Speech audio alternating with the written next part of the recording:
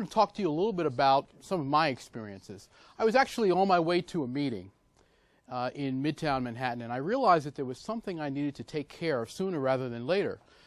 So I looked around and I saw a big office building, and this office building had a huge public space.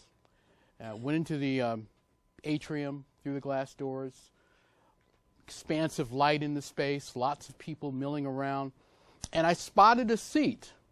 And it was great because the seat was right next to something that I needed. And I went over to the seat and I sat down, and I pulled out something that I'm rarely without these days. You may have seen this before. I pulled this out. I pulled out my telephone, and I connected it, and I plugged it into the wall.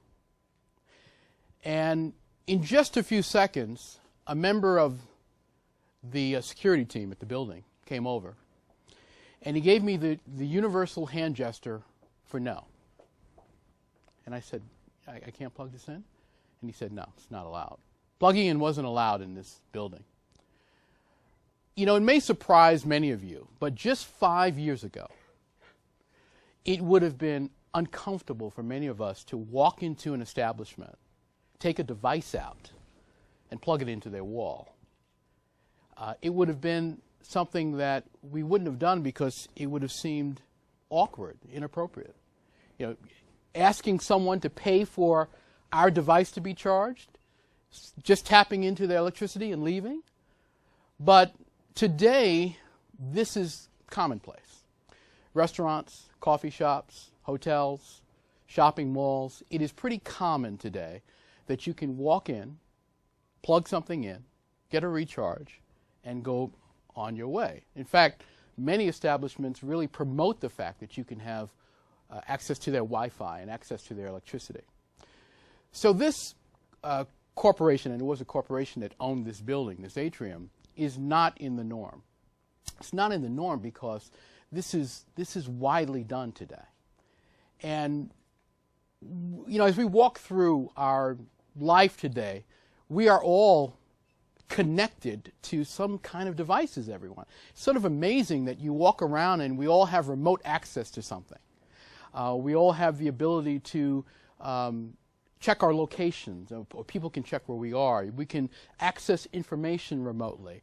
So in some ways, this conference isn't just about digital, because we all are digital. In fact, many of you may be among the millions of what we call digital natives today. Those are people who don't know a world that wasn't digital.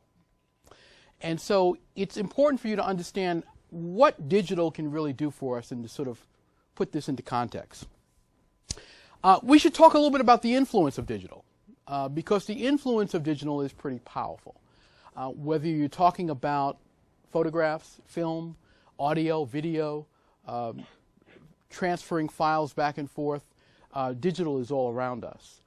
It's interesting that now most people have a computer device of some kind.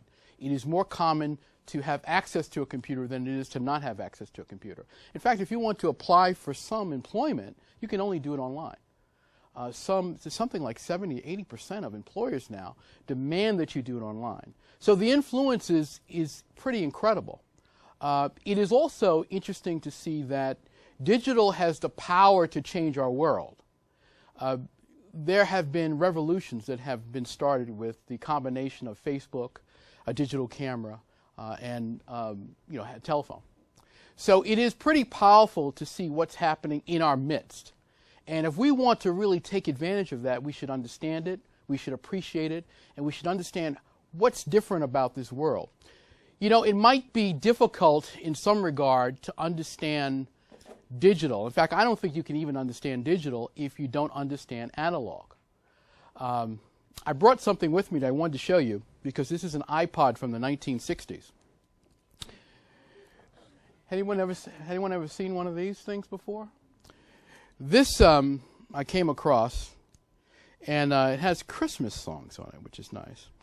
But it is a iPod from the 1960s, and as I was growing up, one of my greatest joys was to watch this thing go round and round and round and hope that the song I wanted to hear would be on here.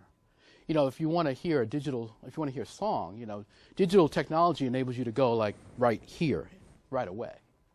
But if you want to play around with analog, you've got to wait till it gets there. And you got to hope that it's actually there. But this device is pretty interesting because it also has a side too.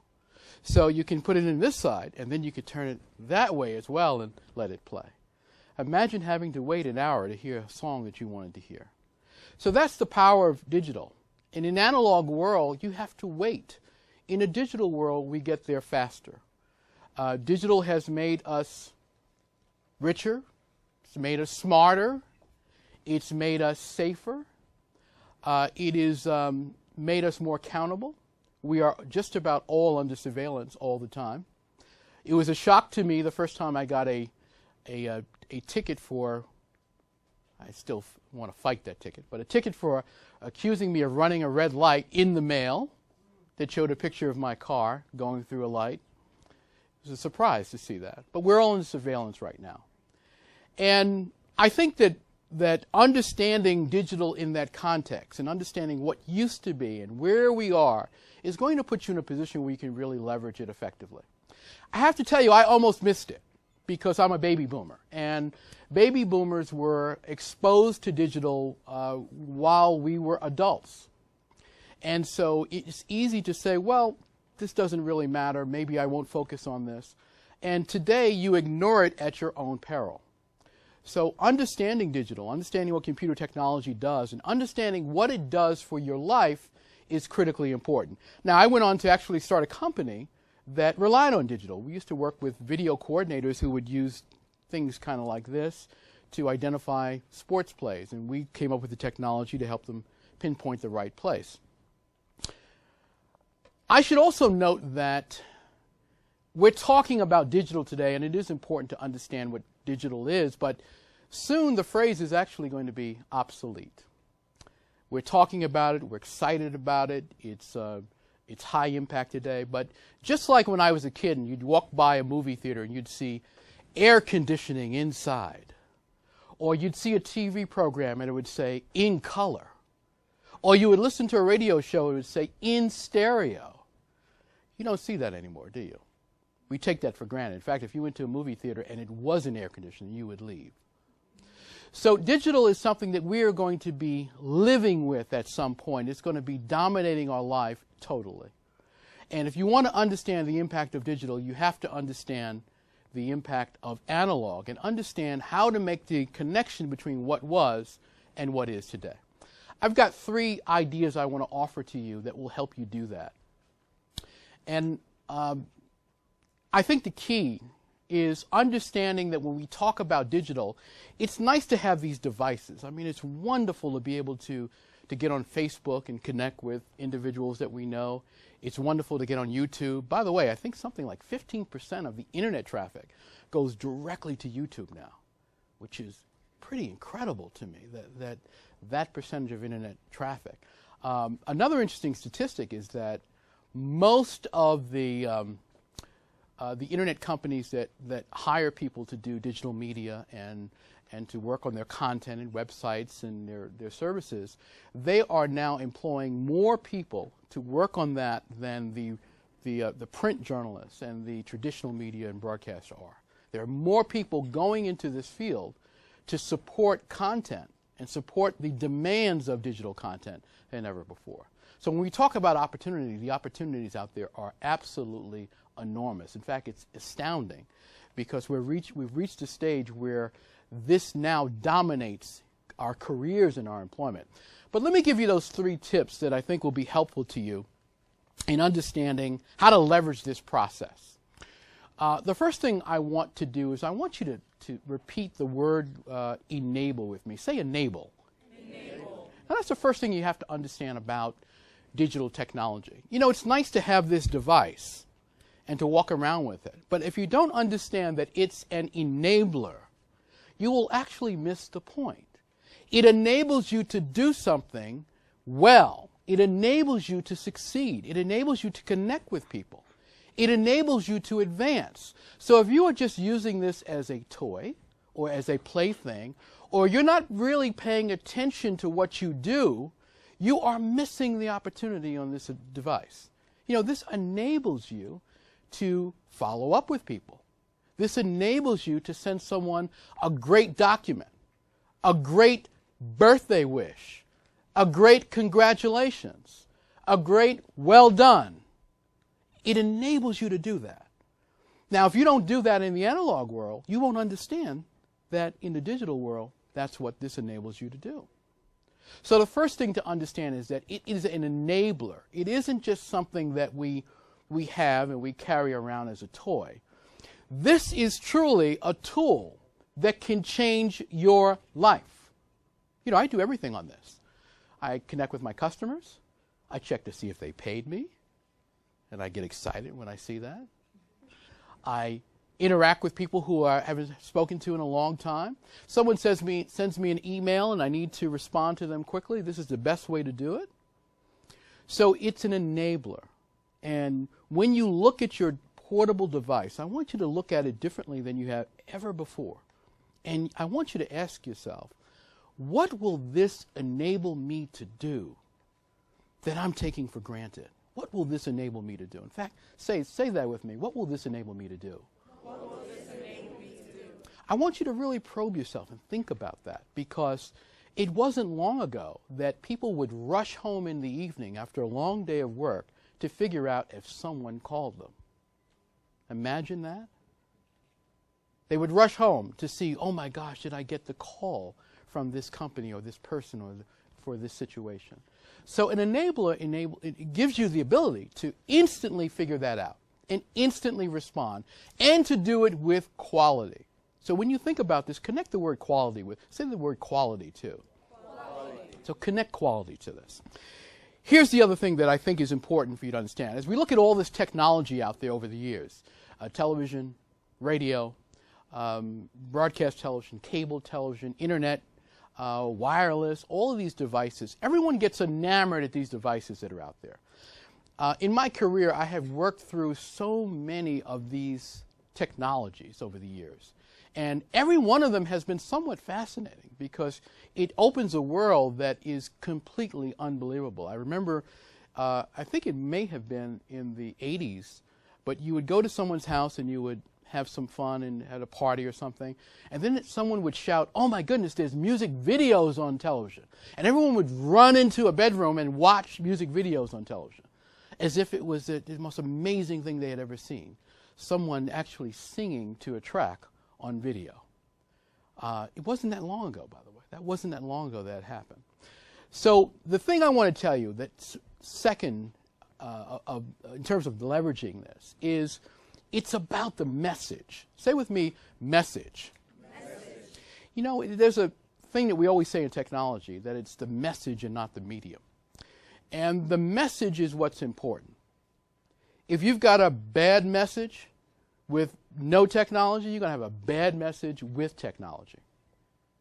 If you've got a bad description of what you do, it's going to be bad when you put it online.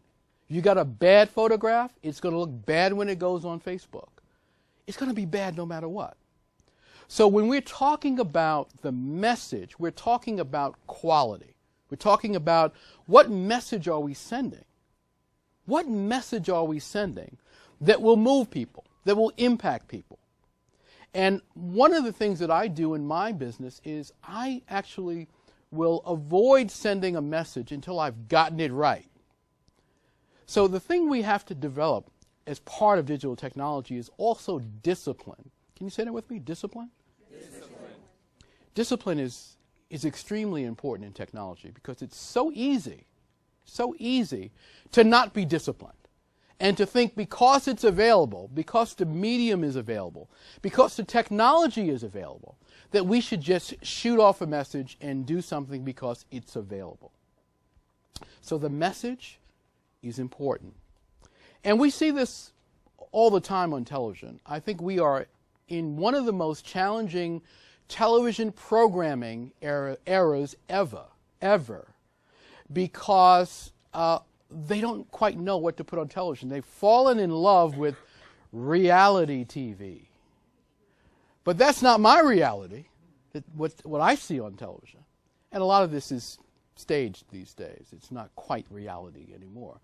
But it's like in the 60s, they fell in love with social television.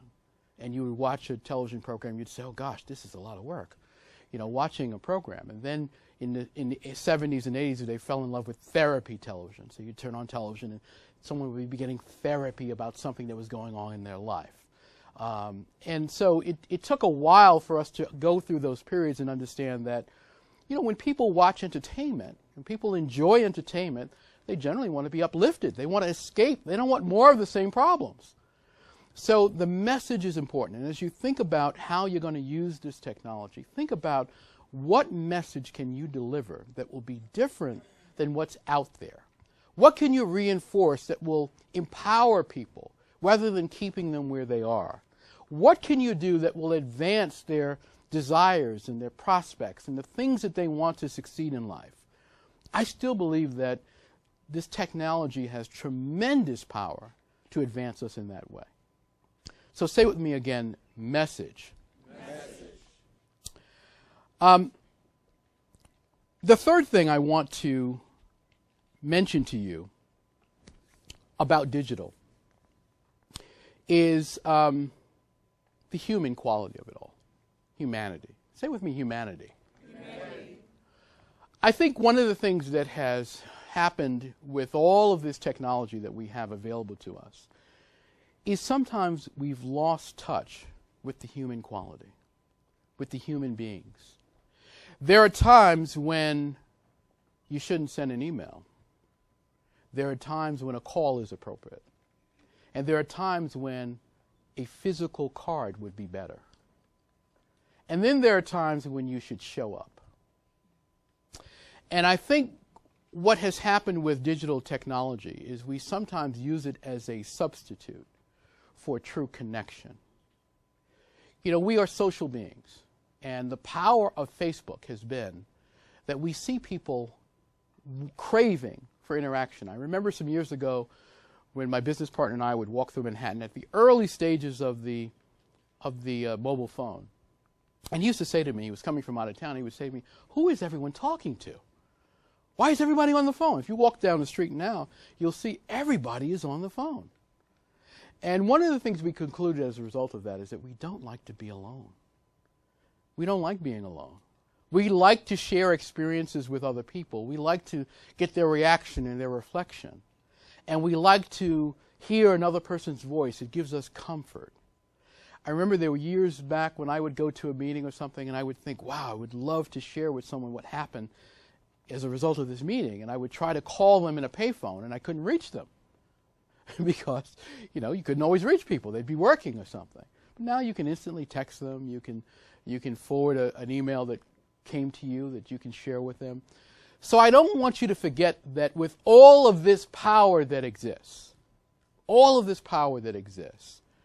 that it's still